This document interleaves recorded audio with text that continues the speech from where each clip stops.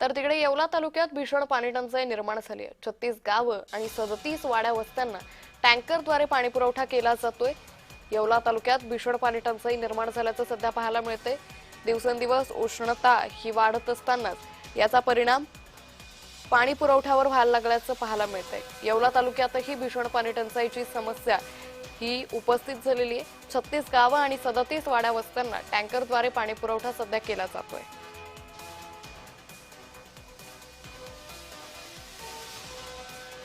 तर येवला तालुक्यामध्ये भीषण पाणी टंचाईची समस्या ही निर्माण झालेली आहे।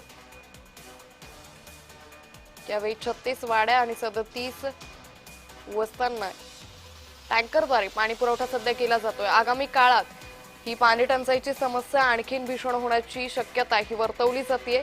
सध्या नागरिकांना पाण्यासाठी वणवण करावी लागत असल्याचंही पाहायला मिळतंय।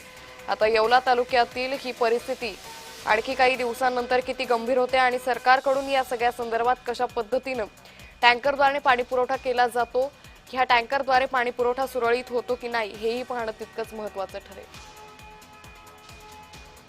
तर 36 गावं आणि 37 वाड्या वस्त्यांना सध्या टँकरद्वारे पाणी पुरवठा हा केला जातोय। येवला तालुक्यातली ही स्थिती आपण सध्या पाहतोय। राज्यभरात सध्या उष्णतेचा पारा हा दिवसेंदिवस वाढतोय।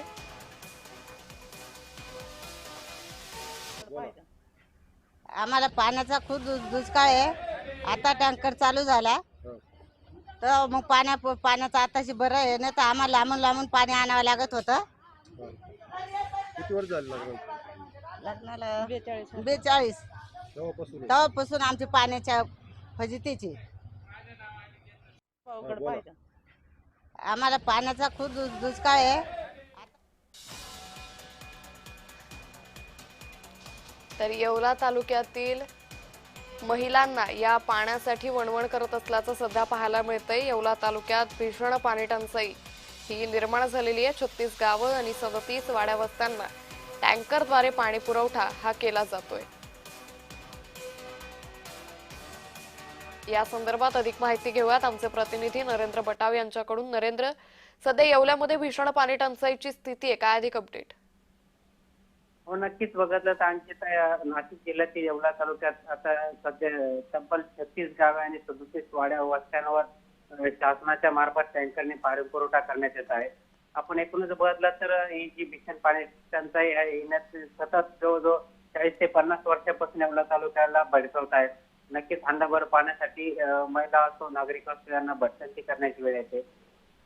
गेल्या म्हणजे या वर्षी पावसाने दमदार हजेरी लावली होती। डिसेंबर जानेवारी महिन्यामध्ये जे टँकर चालू होता, मात्र यावेळी मार्च महिन्याच्या अखेरीस ते टँकर चालू झाले। मात्र उन्हाचा वाढता कडाक्यामुळे नक्कीच विहिणी आता तळ गाठल्याने नक्कीच आता येवल्यात येवल्याचा ग्रामीण भाग आहे निश्चित नरेंद्र, त्यामुळे एकंदरीतच सध्या आता तालुक्यात ही भीषण टंचाई सध्या दिसून येते।